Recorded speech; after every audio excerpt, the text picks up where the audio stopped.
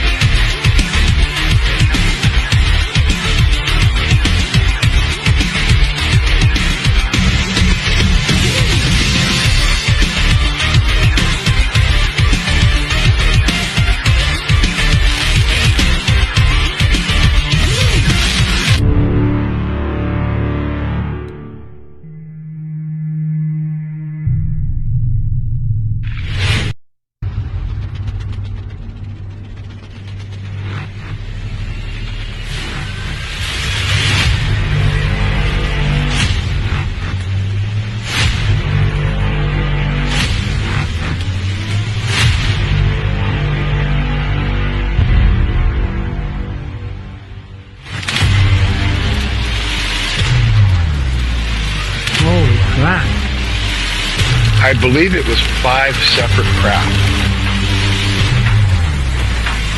That's some straight UFO shit right there. That's when I started seeing all of the lights and the contact that I've been witnessing.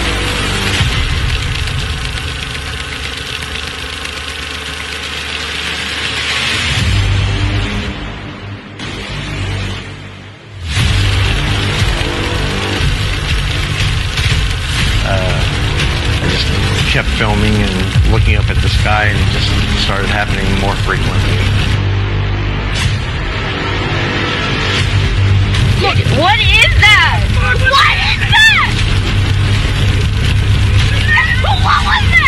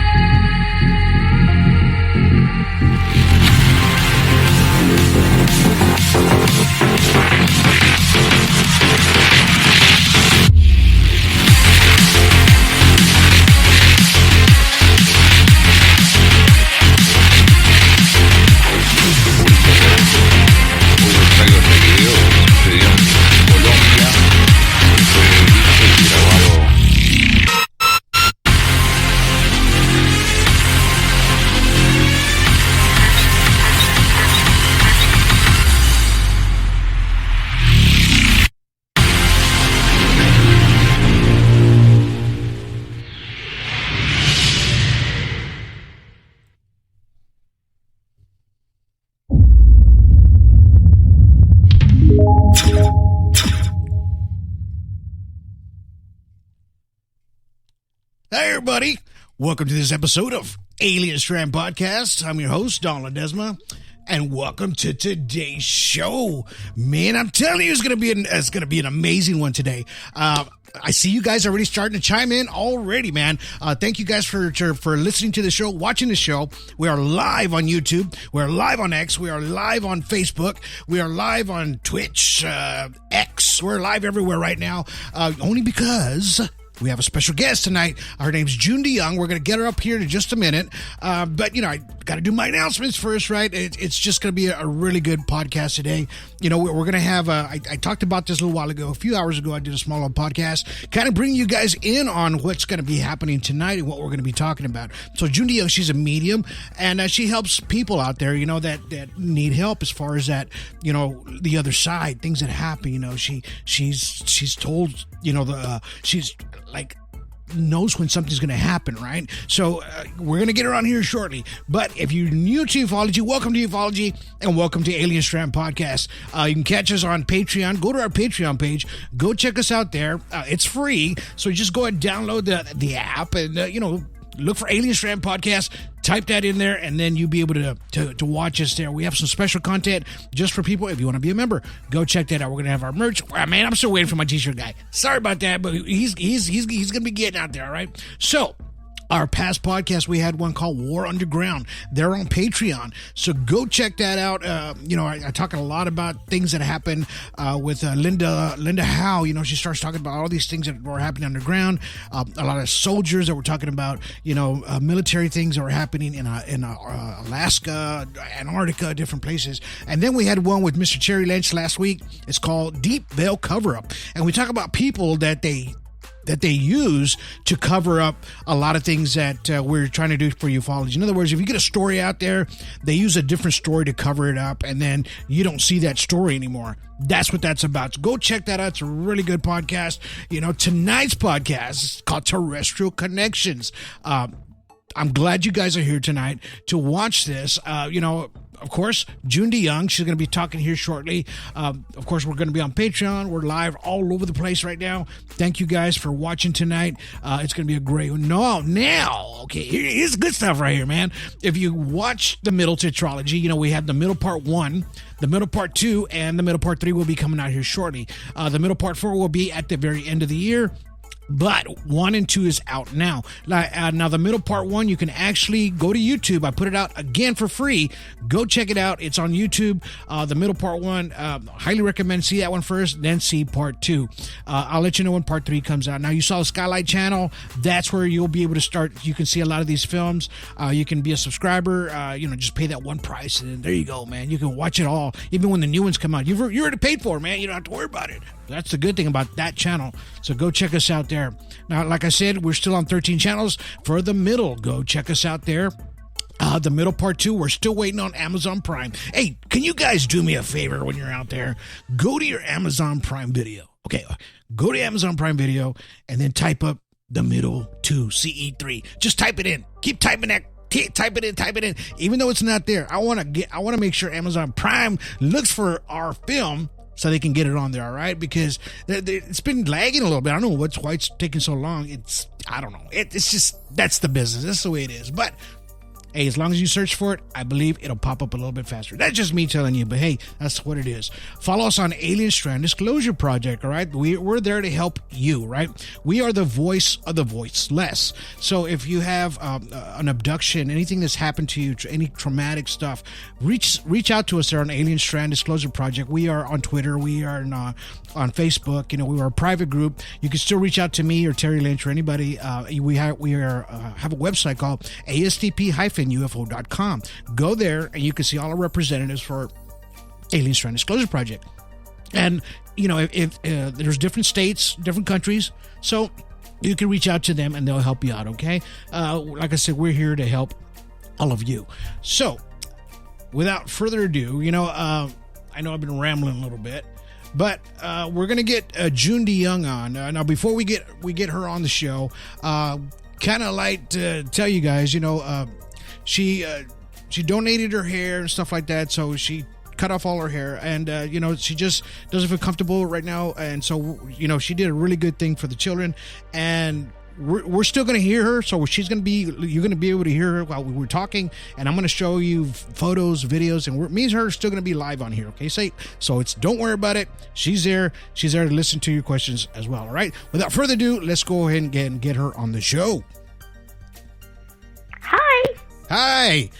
Thanks for being on the show today. Hi. It's all good. My hair is all black and blue. I'm royal blue and black. I'm black and blue. But I have a whole new look, and they're all going to do a photo shoot and all this kind of crazy stuff. So we'll have all new hair photos. It's going to be a new thing. Wow. It's the first time I did this, and ever since I did this, I attract 30-year-old men. I don't know what that's about, but it's pretty cool. Well, I mean, people out there want to know about you and about who you are and how, how a lot of this started for you. And we want to go back to the beginning, because people want to know exactly, what you're about and everything. So let's start from the beginning about who is June DeYoung and how did all this start and unfold for you, this whole being a medium thing? Well, the medium thing is interesting because I was a little baby in a crib, right? And I had this little mobile above the crib, and I remember all the way back, because I take this thing called IP6 from Jarrow, believe it or not, that takes you back in time. It actually stimulates your brain. Pretty nuts, right? Right. So it's a cell defense, and it's a vitamin that you can get on Amazon. There you go. And anyway, you get that, and you take that, and you can go backwards in time. But I was... my mother would tell me stories, and my dad would tell me stories that I talked ever since I was like a little teeny little girl, and teeny tiny little baby in the crib, right? Right. And she'd walk in, and she'd be like, "Who are you talking to?" And she couldn't understand, of course, because I'm like babbling, whatever. And I'm seeing light balls. I remember seeing light balls, orbs, right, over my bed. So that was the first part of the program, and anyway, so I ended up having a lot of premonitions while I was growing up.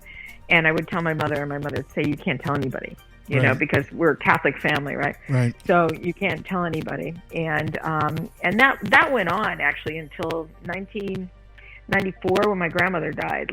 And then I could come out of the closet as a psychic. It was sort of funny, right? Wow. But until then, I was told, go into the entertainment industry. My mom was a singer at CBS, and she gave up her career to have me, Right. And so I went on to do modeling, and I was a teeth for Crest toothpaste. Is that sort of nuts? I mean, things like that. I did really weird, commercial stuff, right? And then was offered movies and television shows, and I did a ton of talk shows.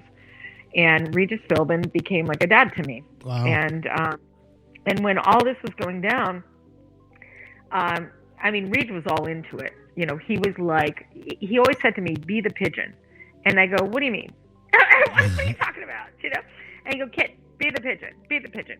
And that was so that I was experimented on. You know what I mean? Be the person that just says, do I believe, do I not believe? And I produced a show called Vibrations of the Known and the Unknown, which I sold to the BBC, right, and around the world to different. I got known internationally. It's sort of crazy, rather than in America, Right. So Brazil and all of these different people came to me. So that actually really, really opened things up for me.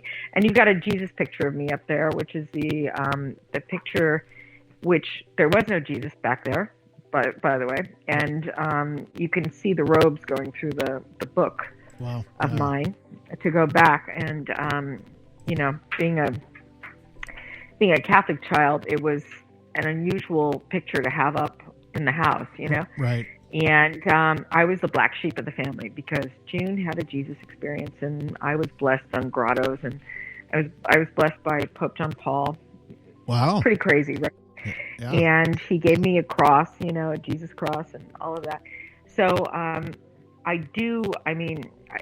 pray for people, and they have things happen, and it's an amazing thing because years ago there was a guy who was a numerologist, Nick Newmont. He came to me, and Nick said, "You're going to be praying for people, and things are going to happen." Right. Well, sure enough. So they have miracles happen. I have people that have cancer. I've got people that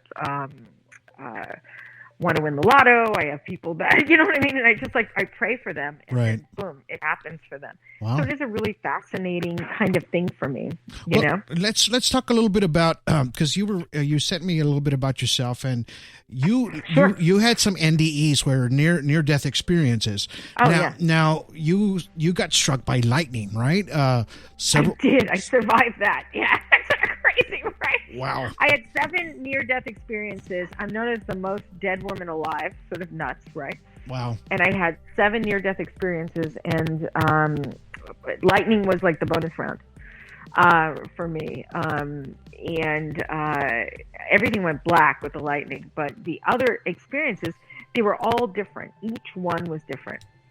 Wow. So that's the cool part of the program, is that you know, you don't just have I'm going to the light, right? Right. And I mean, I was in Cancun and I was on vacation. I won a trip to the Casa Magna Resort. I won a trip, right? Wow.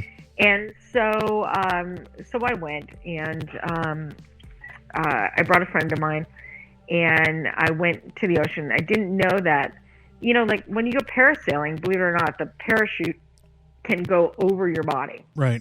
And then you can't get from under it, right? And you drown. So a whole bunch of people drowned there, and I guess I picked up on that. So I went out. I wasn't parachuting. I just went out into the water, and then the shelf of sand went, and then all of a sudden I was being taken backwards. Wow. Through the tunnel. So, which is really unusual, you know, and I was pulled like the Coppertone. I don't know if you remember the Coppertone ads and stuff. I do remember. Yeah, and it was like, you know, by the butt. So I was pulled by the butt through the, you know, through the tunnel, and I mean, I couldn't. The thing was, I couldn't get any air down because like 5 waves hit me, you know, and I couldn't get any air, and I was taken through the tunnel, and then all of a sudden I saw my mom, and she said, "You can't leave me now." And I went up through like a blowhole kind of thing, and a guy out of nowhere like pushed me out, and then got the water out of my lungs. Wow. And I called my mom, and it took forever to call my mom because, you know, you're in Mexico and you can't make a phone call. It's hard. So anyway, so I call her, and she said, "You can't leave me now." And I said, "That's what you said when I drowned." She goes, "Drown? What are you talking about?" Wow.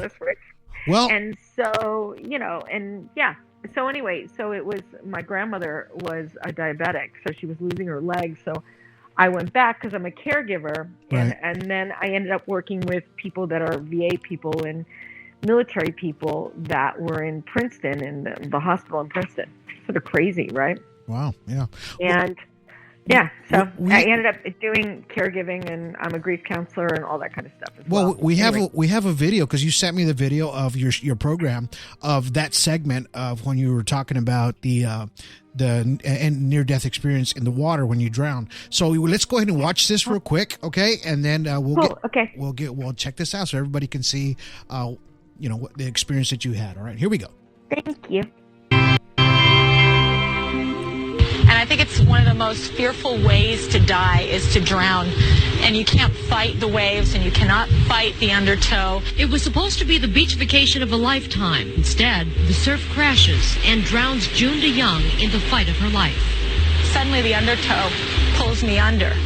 I'm spinning, and it feels good to let go. And suddenly I feel this warm light, this beautiful, warm, blue, white, gray light. Beachgoers report her body was missing for 8 minutes. June believes for those 480 unaccountable seconds, she was dead, an experience that forever changed her life. The other side is magnificent. There's nothing that comes close to it. According to the International Association for Near-Death Studies, the decision to return to our side may not be voluntary. This ball of light comes down and spins down with a sound, and it opens. And as it opens, I see this orange holographic face, and it's my mother, and she says, "You can't leave me now." Some 13 million adults in the U.S. have had a near-death experience. Though no two are the same, most recall encountering a bright light usually described as golden or white, and feeling magnetic and loving. Wow. Thank you. Yeah. So, yeah, blessed to be here. I'm really blessed to be here. I mean, that was a really big thing. You got to know, I'm in this cosmopolitan, like, bikini, right? You know what I mean? Like, Yeah. I'm in this, like, Yeah. red bikini with gold chains, and I was beaten by the gold chains. It was really insane in the water.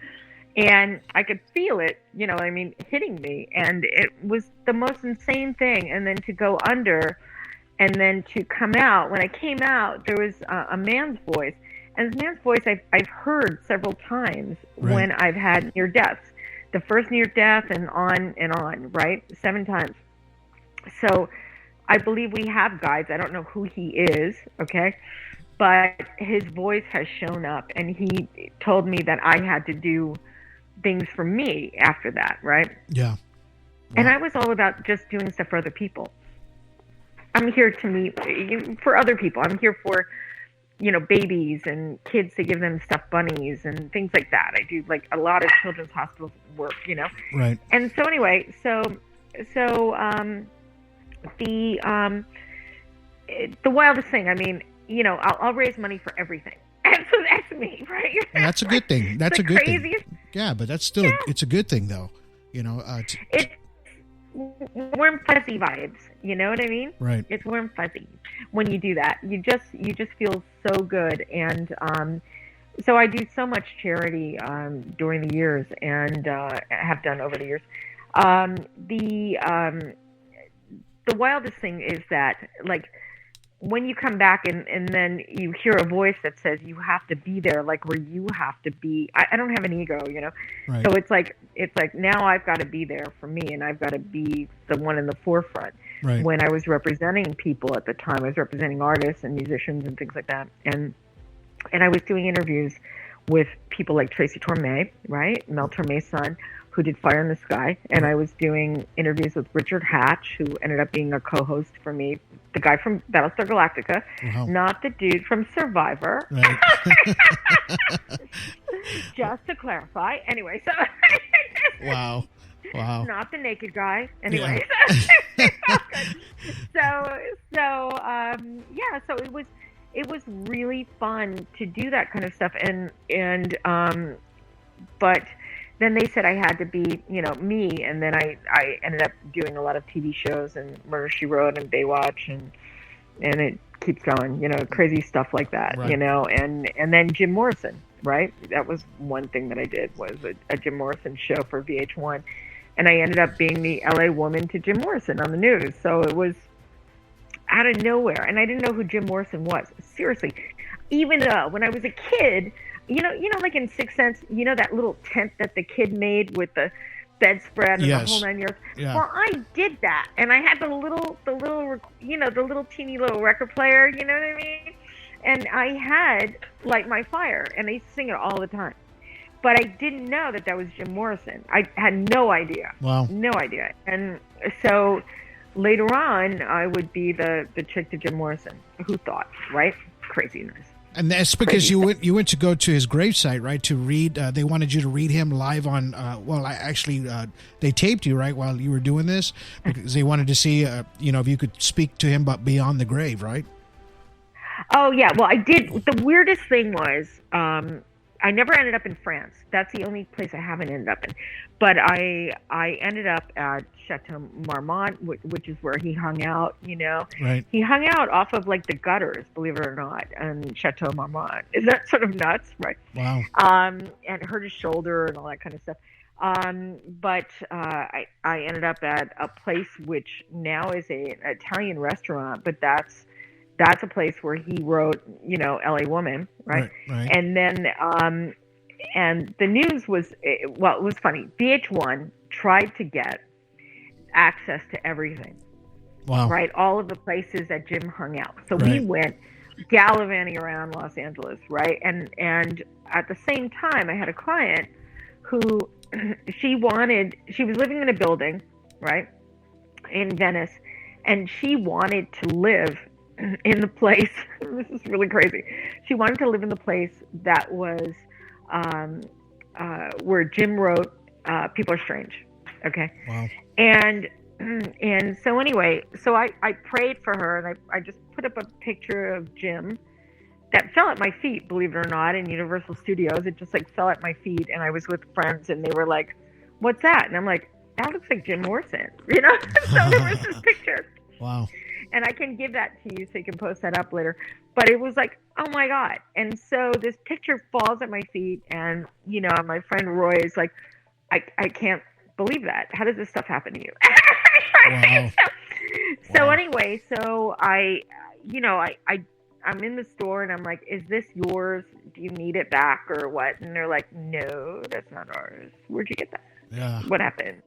So anyway, I ended up with this photo of Jim, and but my whole life just started becoming Jim, almost like I got a boyfriend on the other side. You know what I mean? Yeah. It Wow. was really, really funny. Wow. So it was constant Jim. So anyway, so she got the apartment. The assistant I had, he got the place across from where Jim lived in LA. Okay. The woman, Sherry Wood, she's just fabulous, and she owned the last residence in California, right, that Jim had. Right. And she became a friend of mine. So that was like really nuts to have Sherry Woods, you know. That was crazy. And all of this stuff started accumulating all at once. Like I was in this like ball of Jim Morrison, you know what I mean? Right. And it's like you end up in his world, you know? Right. And so anyway, VH1 was upset because they couldn't get Sunset Sound, where Jim recorded and Janis Joplin recorded, etc. And all of a sudden, I was handed Sunset Sound through KCAL. Pretty nuts. CBS. Wow. Anyway, pretty nuts. Yeah. So they got it, and then they asked me to work on the place. So, and the only thing, like I don't use Sage. I have special stuff that I use to clear houses and clear people's negative energy out and all that kind of stuff. Right. But I get it from Greece. But I don't use Sage, and only for Jim will I use Sage because he had a Native American guide, right? Wow, wow. And so I use it for that. But yeah, I was given Sunset Sound, which, I mean, I'm very lucky. And Manzarek was scared of me. It was really funny. Ray Manzarek was scared of me. It was hilarious. Wow. I mean, he actually choked. He was doing a book signing, and he like choked in front of me. I was like, okay. Wow. I said, you don't have to be that scared of me. Right.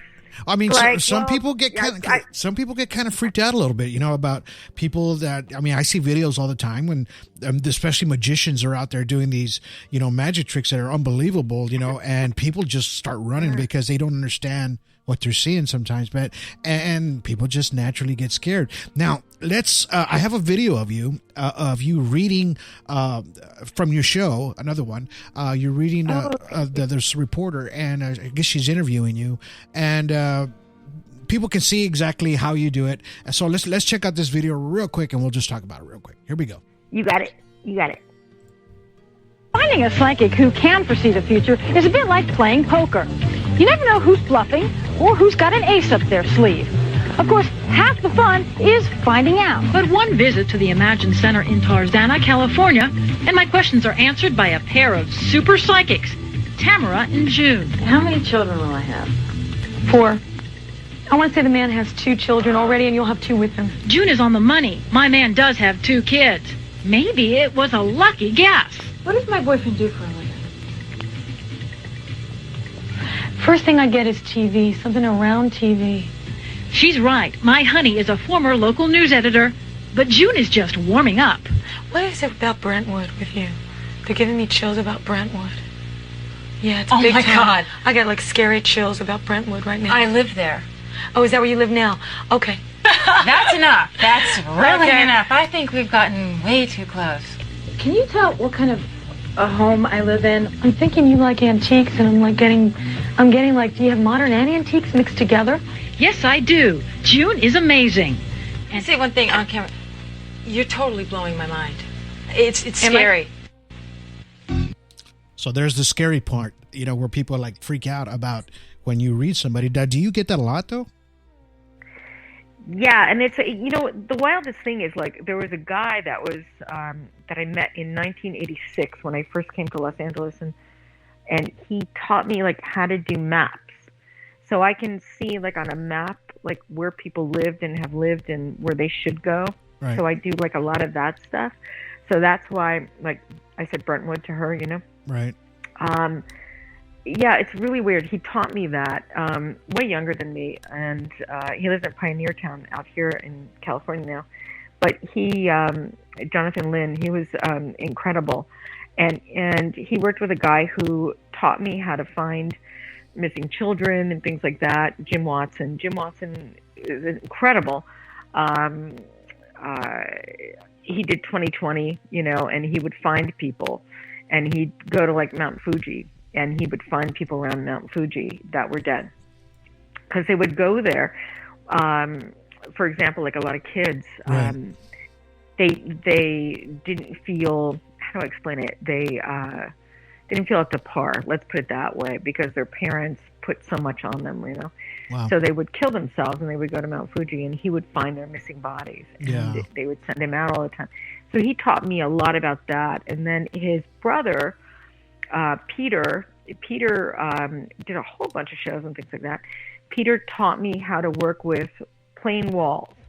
Like I like plain walls at my house. I don't have a lot of artwork, I have my grandma's Jesus, but I don't have a lot of artwork. But Right. the interesting thing is when you work with a wall, you can see stuff and see words and see videos and you know what I mean, Right. things like that. It's like You a know, it's you like a make it projection. It's a projection of some sort, correct? Yeah.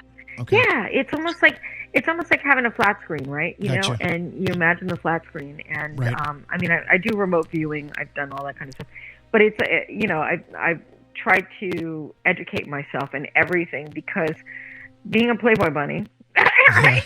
People judge you because you're a Playboy bunny, right? They're like, yeah, you're a bunny, or you're an actress, you're this, you're whatever. Right.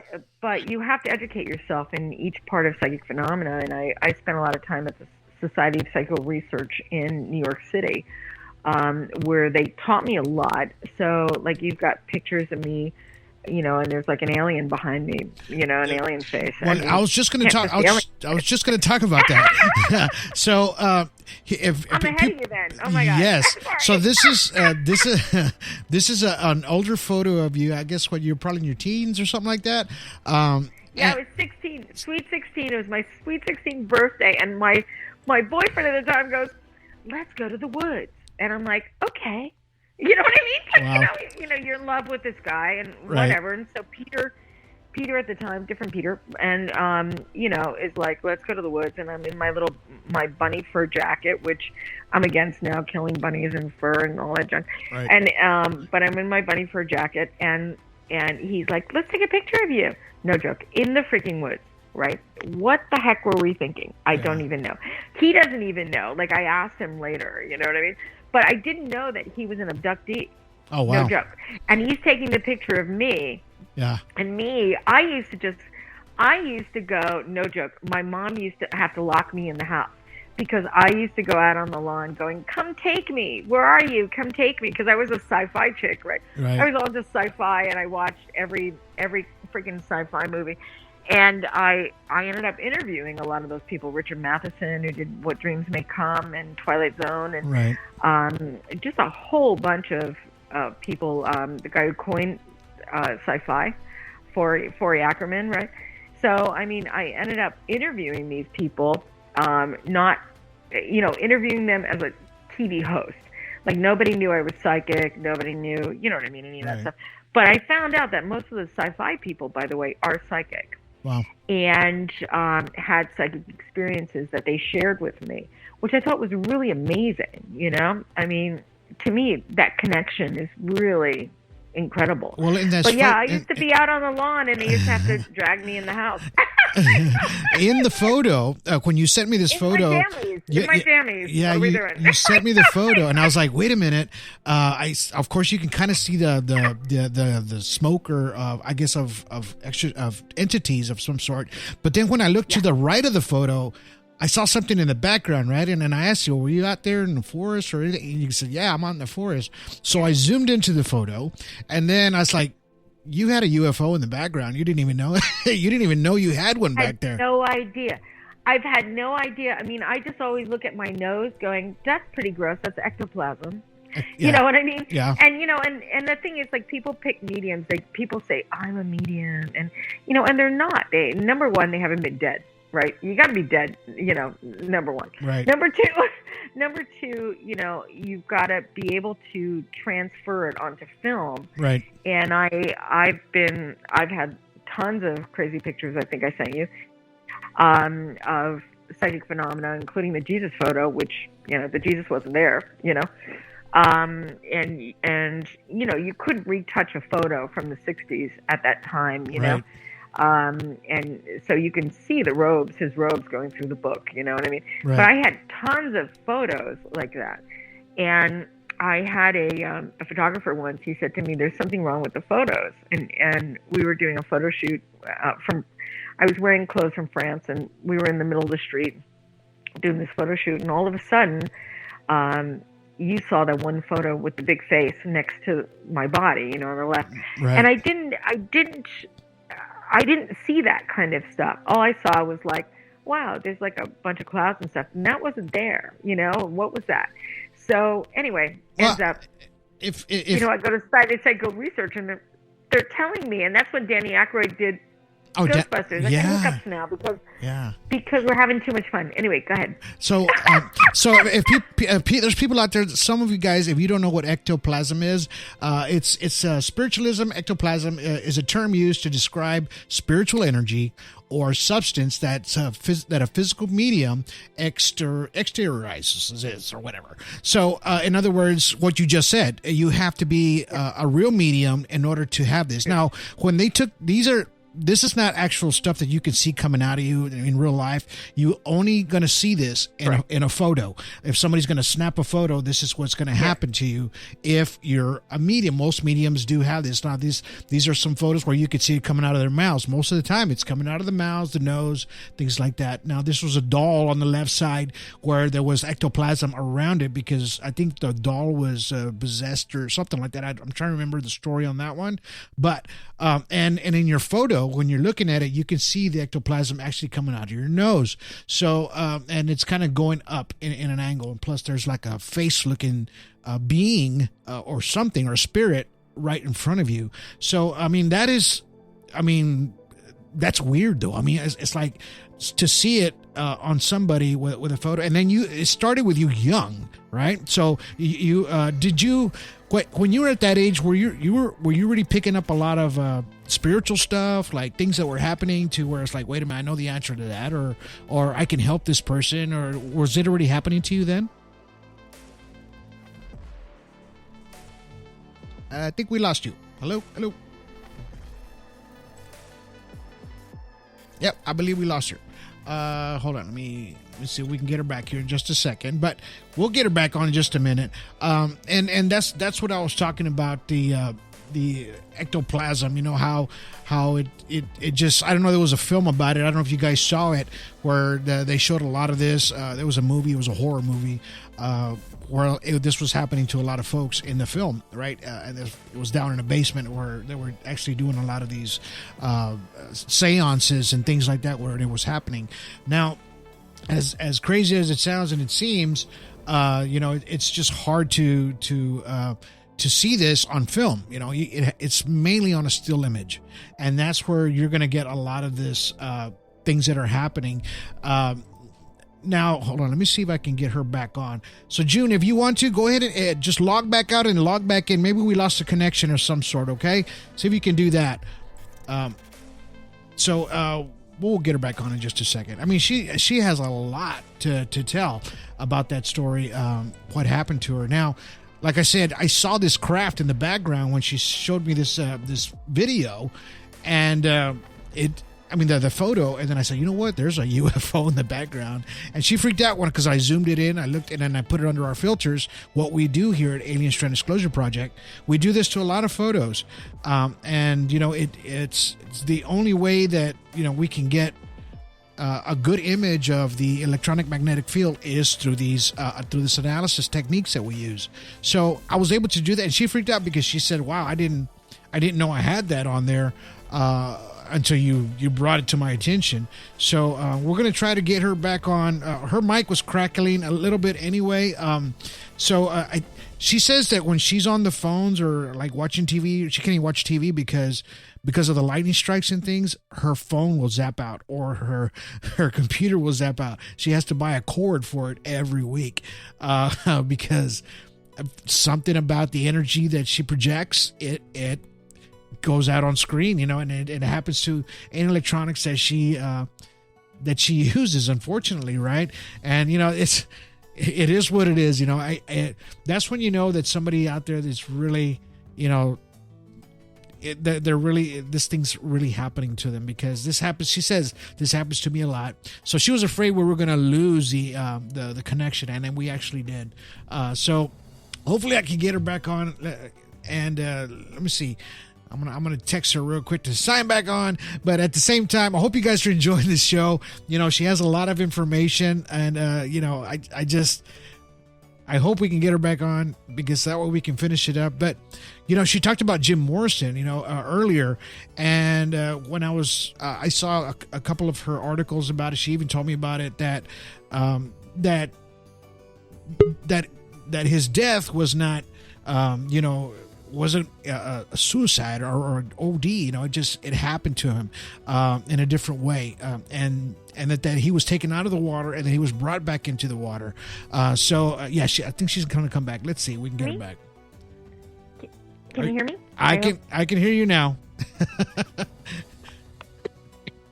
Yay! That's good. Okay, good. Yeah. Welcome to technical difficulties. Welcome to the electronic universe. Once you've been hit by lightning, you blow up microwaves. Years ago, I used to take a pager, and I'd hold somebody's pager, and it would drain out. It was really hilarious. Wow. And then when I get into people's cars, the actual door locks go up, down, up, down, up, down, up, down, and that happens to me. And that's sort of a funny thing. Wow. I find it fun. It's like Disneyland. So an electric car is not conducive to me. You get it? I can't do an electric car. You were saying something about that to me before. That one of your friends or something like that, you passed out or something when inside the electric car. Oh yeah, I was gone, and it was like, and the thing is, I've got I have a client who actually took an electric car from it was Pennsylvania to Florida, and she drove it right when they first came out, the Tesla. And she ended up with lesions all over her body. Oh, wow. And I ended up being her counselor. Wow. So I get weird things. I do home makeovers. I do houses. I do people, like I said, with cancer. I do children, things, a lot of different counseling, grief counseling, and counseling on where do you want to go next and things like that, in your life. And can I ask you how to remove the blockages? Can I ask you this question? Can I ask you this question? I didn't mean to interrupt you. I'm sorry. But no, of course. When you're helping somebody that has had a loved one that's passed to the other side, yes. when the person from the entity from the other side, when they're talking to you, do you hear them with your ears, or do you see like visions, or how does that happen to where you're able to channel in other words, to you? How does it sound to you? Are you like hearing an audible thing, or it just kind of comes to you? Oh yeah, no, they talk, they always talk. And and in my sleep they talk. Normally, I'll get somebody's this started with Danny Brinkley, by the way. And I think your listeners know Danny was hit by lightning, etc. 48 minutes, he was dead. Anyway, Danny became a friend of mine, and he taught me some things. We spent a weekend together, and so I shift to the left, and I go in someone's body, right? And I connect with them according to their birth name and 2 people who died. Okay, so I'll get the birth name and then 2 people that passed. Now, those 2 people may not be the ones that show up. It could be somebody else in your entourage. I call it an entourage, okay? Right. So you have your own entourage. And so normally, by the way, we walk with 5 people that are passed on. Oh, really? Every day. Wow. Is that so funny? So, like, when I go to a convention, it kills me. You know? I used to do conventions. And it does. I mean, it's like, it's inundating. It's like, whoa, over the top. So, anyway, I get the two people that passed on, and I go in, and I did that, you know, when Danny came in, and then I had Will Smith who came to me. Wow. He was my neighbor, sort of nuts, and he said to me, it was funny. I heard a voice say, "Go out with your cat." At the time, this was 1994, something like that, and he was doing Fresh Prince. I might be wrong on the year, but anyway, he was doing Fresh Prince of Bel-Air. Mm-hmm. And he pulled up in his red Ferrari, and I was holding my black cat, and I was standing out there because I was like, who am I supposed to meet, right? I mean, I listen. I mean, they give me something, I listen, I show up, you know. Right. So anyway, I showed up, and he comes up, and he says, wow, oh, you got a cat. Da, da, da, da. He goes, what's that light around you? I said, wow, he perceived light. I thought that was really interesting. Wow. Right?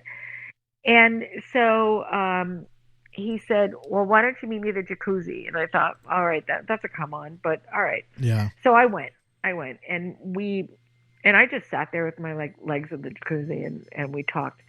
And he said to me, well, can you read me? You know what I mean? Right. We ended up in the whole psychic thing.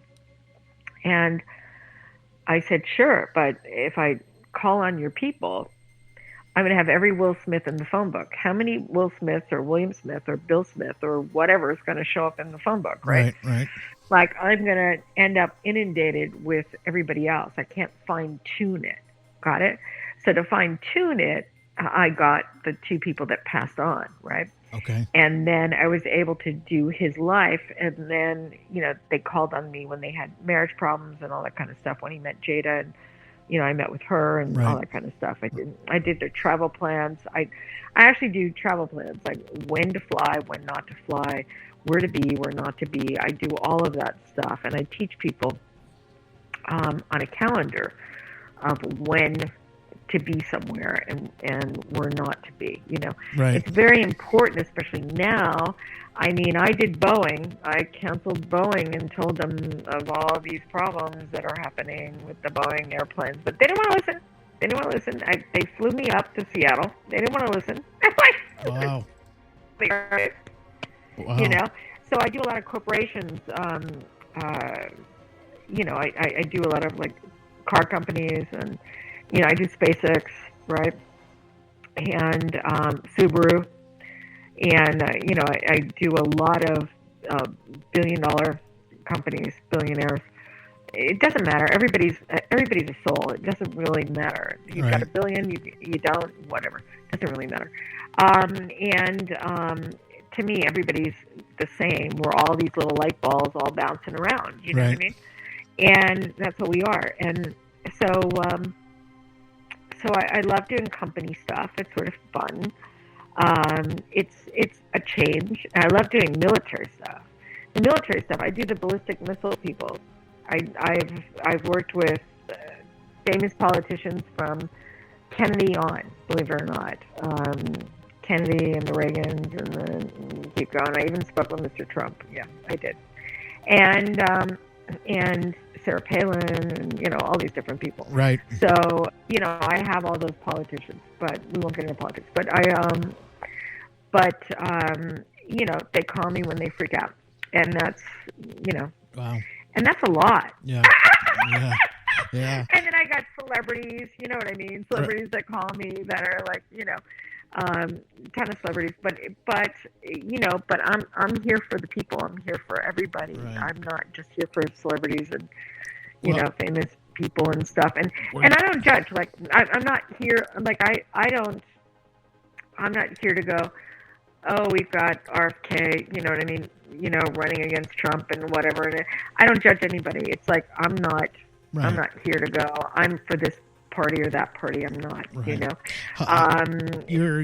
clarify. Anyway. Your audio is starting to crack real bad again. Can you sign back out and try it again? Let's see what's, it's, you just got a lot of energy. Yes. Let's try it again. Okay. I think it's the energy. Yeah. I haven't moved or anything, so I think it's just the energy. Okay, I'll do it. Let's try it one more time. Okay. You got it. All right, so we'll get her back on in just a second. I started noticing it was crackling again. I was like, wow, she just it happened twice already in a row. But I hope you guys are enjoying the show and just kind of getting the information that she's giving you. She's giving you a lot of information, really, of what happens in background. As far as her reading people and the way people they talk to her from the other side. And then she gives them a lot of information and it gives you peace, really, in reality. So to help somebody and to know that the person on the other side is okay, it gives you that peace. So for her to validate that for you, it makes it even better, and it just makes your heart feel better after you hear it from somebody else, and she'll tell you things that nobody knew or nobody but you and that person knew, right? And that's how she gets validation from a lot of these people. That's why they call on to her. That's why she said, from Boeing, she goes in and helps people there. She helps people from all over, SpaceX, things like that. And she's able to get all that back on. Let me see if we can get her back on in here again. Are you there? Nope, she's not. She'll pop back here in just a second. So yeah, we were talking about that, and I do want to kind of finish up the segment here because she talked about 9/11, things like that, tsunamis before they even happened. So she already knew, and I just wanted her to kind of explain those stories real quick to you. Hopefully we can get her back on here in just a second. Just her end was crackling real bad. My apologies. I'm sorry for that. But hey, it happens, man. She got a lot of energy. So there she is. We're going to get her back on. Okay. Dude. I'm back. All right. Can you hear me? Yes. So real quick, let's talk about some of your predictions that you had with the 9/11, the tsunamis and things like that. Oh, yeah. Oh, my gosh. The world predictions? Yes. Yeah. You can hear me, okay? I can hear you, yes. Okay, good. So, So the interesting thing is I did hypnosis. I did 8 sessions, 5 hours a piece, which is exhausting, I must say. Like, when you do hypnosis for 5 hours, you're exhausted. You're trashed, Right. And so, anyway, I did those, and it even predicted COVID, which was really crazy. I mean, I kept saying there's a needle, and everybody's going to have the jab, and the whole 9 yards. We didn't call it the jab then, but right. I saw these towers, and I actually had. Do you remember the guy who hung off the clock, Harold Lloyd? He hung off of the clock, and it was a black and white silent film. Yes, I remember that. And he wore a Susquehanna hat. We'll call it Susquehanna hat. Remember that? Right. All right. So Harold Lloyd was on the clock, and anyway, his whole family were my clients. I mean, the entire freaking family. Wow. Because I went from one to the next, to the next, to the next, to the next. And so anyway, I called up Susan, and I was like, and that's, the granddaughter, and I called her up, and I'm like, he's here, and he's in his silver suit. And she goes, silver suit? What are you talking about? I said, your grandfather's in a silver suit. He's not in the suit he normally wears. Right. She goes, well, then he knows. And I said, what do you mean he knows? Well, he knows we're doing the Silver Millennium collection. Mm-hmm. No joke. Mm-hmm. They were doing watches and this and champagne glasses and everything. It was like this merchandising kind of thing, right? So I said, well, he's here pacing back and forth. And she says, all right, I'll be over. Wow. So she comes over to the house, and I do the session with her, and I said to her, I see you in New York, and there's going to be a problem. You can't get out of New York, and you're trying to get out of New York, and there's the 2 towers. And I mean, I had lunches, tons of lunches at the Twin Towers. I mean, I I spent my time there. I was on the actual top of the building, because one of my friends, he was the chief engineer for MTI, and he actually, MTI is Modern Telecommunications at Dag Hammarskjöld Plaza. I worked on Saturday Night Live. I did their stuff, and I worked there, and when Howard Stern had his first show, I actually was there when he had his pay-per-view. I was physically there, sort of crazy, right? And Dr. Ruth became somebody that came over to me that loved me, and I loved her. Wow. So funny. Wow. She's so cute. She's so small. She's so cute. Yeah. And Dick Cavett did his show there and all that kind of stuff. So anyway, so Joe said to me, why don't you go with me to this place? And we went in the middle of the night. We went like everywhere. Like I did fashion shows at Studio 54 when I did fashion for MTV. I designed clothes for Billy Idol and all these kind of crazy people, Tina Turner and all that stuff. Anyway, Duran, Anyway, so I ended up going up to the Twin Towers, and we went all the way to the top. You can't even imagine being at the top of the Twin Towers. Wow. It was like the most amazing experience. So I was there, and it was incredible. And you almost felt like you could fall over, because you could feel the building move a little bit. It was really fascinating. And anyway, so my friend, he was my high school friend. He died in the Twin Towers. Oh no! Yeah. Mukul Agarwala. He died there on his third day of work, and he was like an angel. Wow. And it's a wild story, because I have to tell you, like, so I saw the towers go down. Let me go back to that. So I'm with Susan, and I see this problem with the towers, and I see this explosion. So then she's got her friend Meredith with her. Meredith worked for NBC, right? So Meredith is there, and I said, I see an explosion at the towers, and you're with her. Well, they weren't supposed to be together, and then they were together. Sort of nuts, right?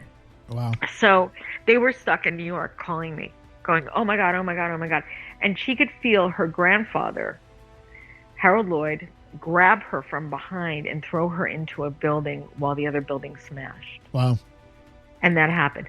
So that was insane. That's part one. Like, I mean, that's like, oh my God, right? And then it was the weirdest thing. So I was told, I hear a voice that goes, go out and watch tennis. And I'm thinking, I haven't played tennis since I was with Mukul, right? Right. Anyway, so I went out and I watched tennis and yada yada. And I was told, go back into the building. So I go back in the building, and I'm in my place, and I hear, get your yearbook out. So I get the yearbook out, and I hear, go to Mukul. I didn't know he had died, right?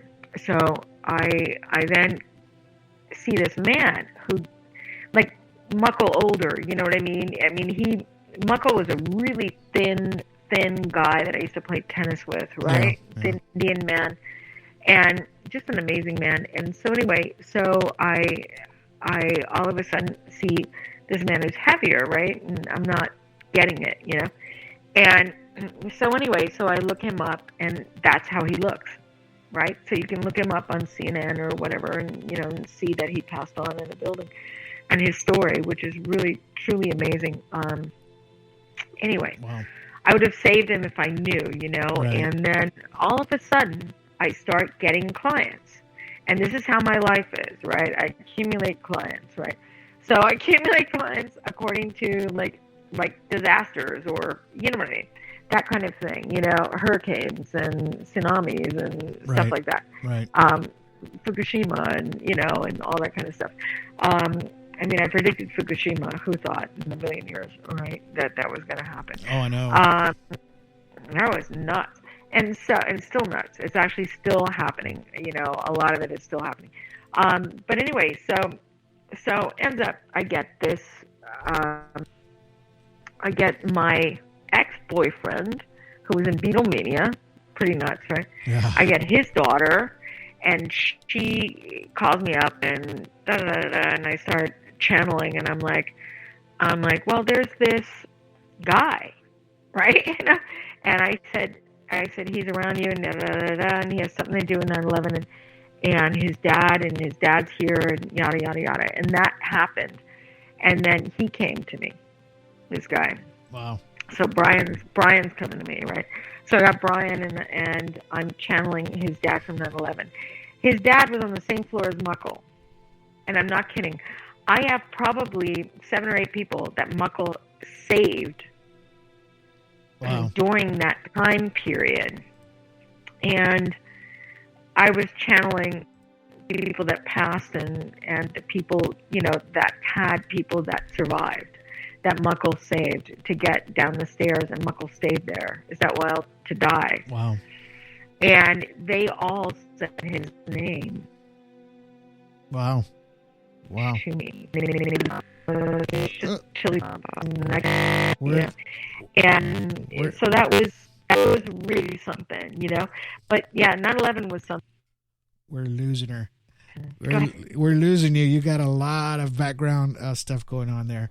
It sounds no, that's crazy because I'm alone. Yeah, it's serious. It's going nuts right now in the background. If you want to just try it one more, we'll do this last time. It was sign out and then just try it back in. Let's try it again because something's going on with your side.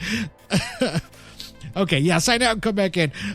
So I want to show you guys this now that you guys are out there. Let me show you this picture of her here real quick. So she did have 8 extraterrestrial visitations at one time, and I don't know if you can see it, but she says that they came to her in her bedroom and they surrounded her at one time.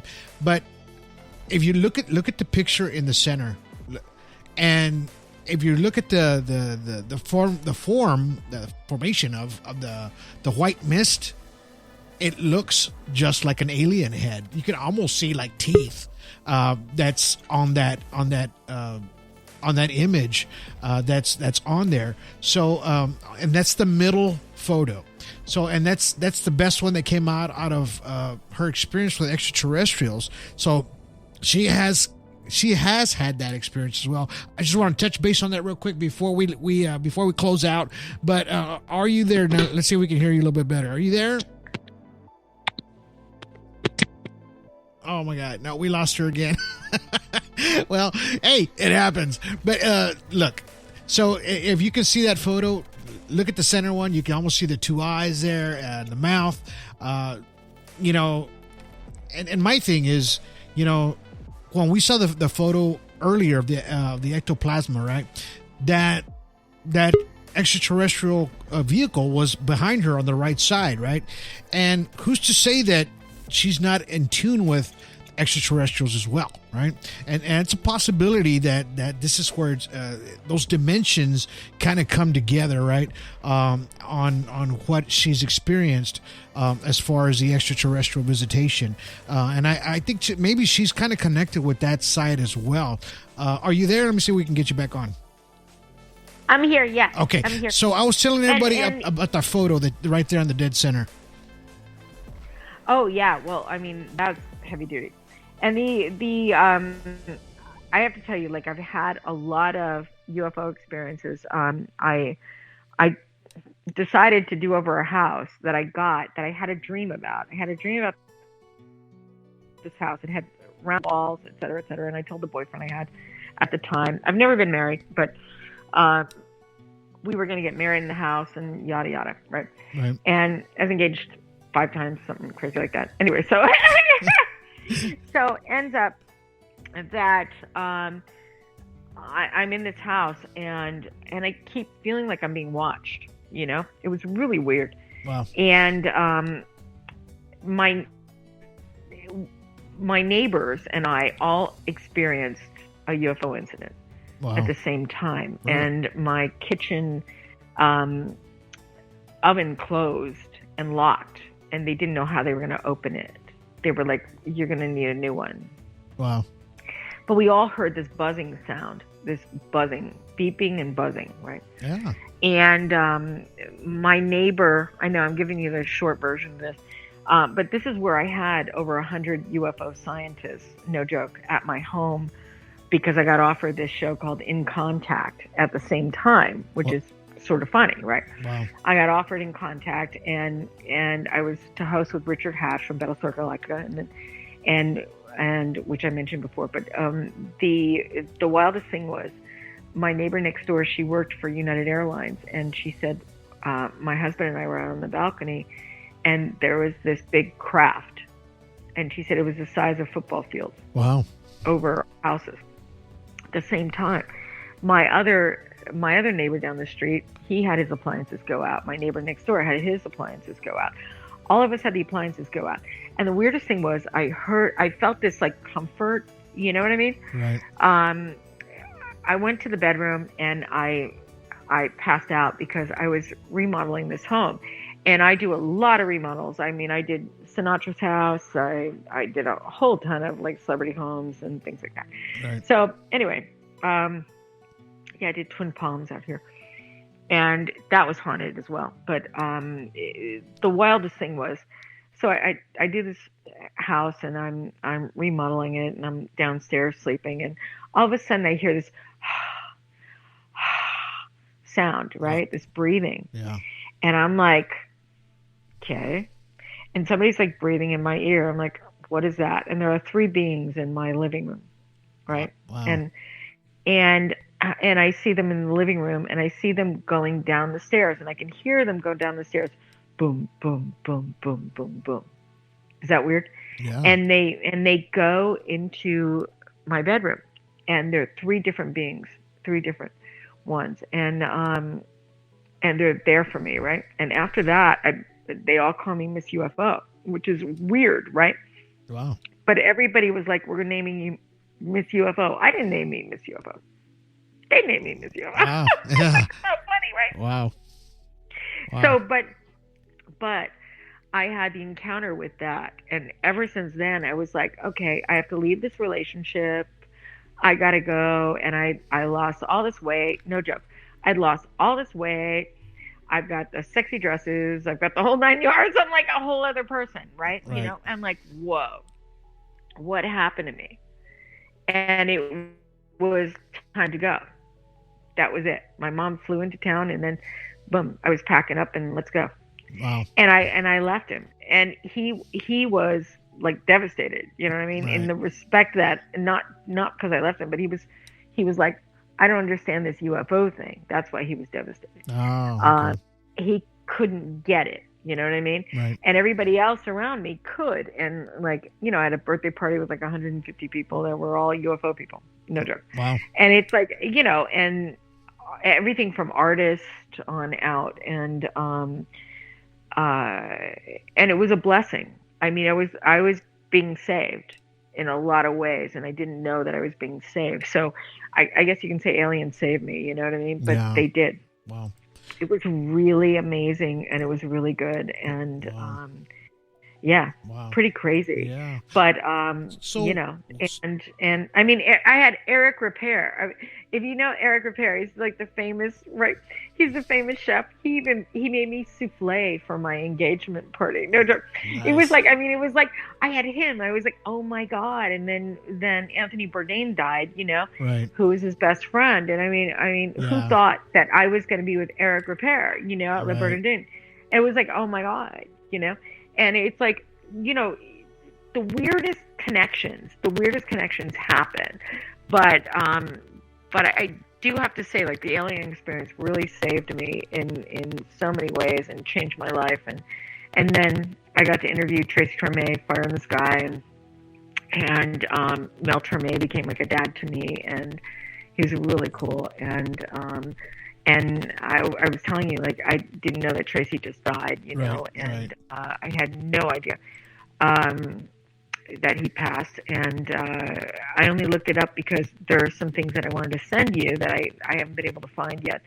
I have them. They're somewhere, you know, and I'll get them to you. Okay.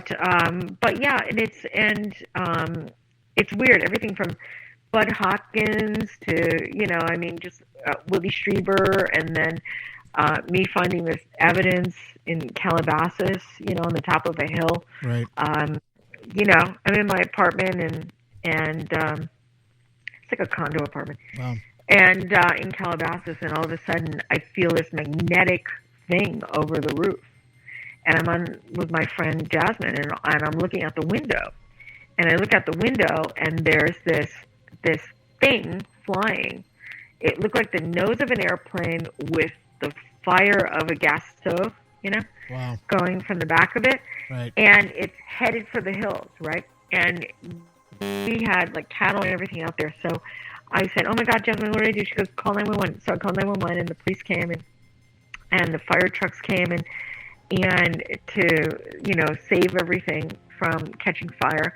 And then Jasmine and I went up there, and you could feel this perimeter. So I had Dr. Roger Lear, and I had his photographer, and I had Willie Strieber, and they worked with me on the evidence. And wow. we got soil samples that were imploded trees. I mean, seriously, it was just insane stuff. And so they call it the first evidence of a UFO that I brought to the surface. Sort of nuts. Wow. That it happened to me. I'm not taking credit for anything. You know what I mean? Right. It's just, but Roger Lear and I, we used to have lunch and dinner and everything all the time, and go to events and stuff. And before he passed on, but. Well, somebody. So we're getting some glitching again. Not as much, but it's glitching a little bit. Somebody asks in the background, do you drain watches? In other words, does the watches drain the batteries? Can you wear watches? Things like that. Yeah, no, I can't wear watches, and yes, and Apple watches. I mean, yeah, there's no way. Wow. No way. Okay. Well, I mean, there's no way. Apple watches, computers, chargers. I mean, it's insane. Phones, like whatever. Well, you can tell the phone. We got that going. Yeah, that's going on real bad right now. So let's just close off. What's next for you while we close out right now? What's the next thing for June DeYoung? Well, I'm writing a book. I'm writing a book on how I helped my clients win lotto. Sort of nuts. My Uncle Tony, he was one of the biggest lotto winners in New Jersey. And he taught me since I was a little girl how to work with numbers and stuff. And then all these other people taught me number systems. So it's sort of like a matrix. So it takes me like 10 days to do someone's lotto chart, but I do it. And they win lotto. And so now I'm at over 4 billion today. Isn't that crazy? Wow. I'm over 4 billion today. Wow. This is like exciting, Yeah, it's very exciting. Nice. And I mean that's since 20 since COVID. Right. Let's put it that way. Right. COVID. When COVID hit and everybody said, in February, March, here we got COVID, and that's when I said, I'm going to help people, and I do it for stuffed bunnies, for children's charity, and I do that. So that's a book I'm doing, and then I'm doing a book on my life, and I'm talking to people about doing home makeover shows, and so that I can teach people about energy of your home, because Yogananda said that, it's like, what should I say? The energy of your home, is a big thing over your life, right? So it's a really, really, what should I say? It's powerful because whatever's going on in your house and your life, you can change it and you can shift it. Right. I've had homeless people that I helped, by the way, win lotto, and now they have homes. It's Nice. sort of funny. Which is a really, really neat thing. And I've met them just because they're like an Instacart driver or a DoorDash or something like that, Right. So, but environment is overpowering over the soul, and that's essentially it, Wow. that you're going to sense. So Well, it is, it's a big deal. Anyway, you're glitching like really bad. I can't believe this is happening. Am I? Oh my God, this is so crazy. I can hear you perfectly. Your end is like, I can hear it, and I was like, oh my God. But thank you for being on the show today. I really appreciate you. Hopefully next time we get you on the show, we'll have a better. I don't know what it is. I know you're right by your router and everything, but I think it's just the energy that's around you is kind of conflicting, getting in the way. But thank you for being on the show tonight. We really appreciate you. Even though the little technical difficulties, it's okay. It's okay. We got to hear a lot of your insights, and we really appreciate you. Thank you for being on the show today. Thank you. I mean, I can hear you perfectly, so it's really funny. Anyway. Well, I'll send you the copy of this, and you'll be able to hear how it started to do that. It's kind of crazy. I can't wait. I mean, hey, aliens are us, so right. It's somewhere. Something's going on, you know what I mean? Something's going on because I'm not near anything that could cause that. So it's sort of fun, right? Wow. Wow. All right. Well, hang out in the background, and I'll get with you here in just a minute, okay? I'm going to close this show out, okay? Okay, you got it. All right. Thank you for being on the show. Thank you for everything. Thanks for having me. Yes. Appreciate it. We're going to get you back on, that's for sure, because we want to make sure everybody can hear you nice and clear. So we'll do that. So hope everybody enjoyed today's show. I know it was a little glitchy. It happened on her end. It was just, when somebody's tuned in, and just a lot of energy. I've had another guest that this happened to them before as well. They had like a lot of things that were happening, like spiritual things like that, and when they were trying to talk, it was just cutting off like same way. It's kind of crazy how that happens, but it just kind of tells you that they have a lot of energy. There's just something around them all the time, and there's always someone around you. Like she said, there's 3 or 4 or 5 people around you at all times, right? That are guiding you every day, right? And these are the people she can see and hear. And unfortunately, we can't. Some of us are not in tune like that to able to see or hear them. I wish we could, and that would be really nice, But we can always, still, keep them in our hearts and keep whatever's around us in a positive vibe. And we give that, we transmit that same vibe to people out there as well, because if you're good, we want everybody to be good out there. We don't want to throw that bad vibe out there, and that's just the way it is. Be good people, right? So thank you guys for listening to the show tonight. I really appreciate it. Like I said, I apologize for the little technical difficulties, but it's okay. We'll get her back on again. Thank you. I appreciate everybody chiming in. It was a lot of folks watching tonight, and I hope you guys catch us on the next podcast, right? But until then, you guys have yourselves a good day. Have yourselves a good evening, and have yourselves a good night. Alien Strand Podcast.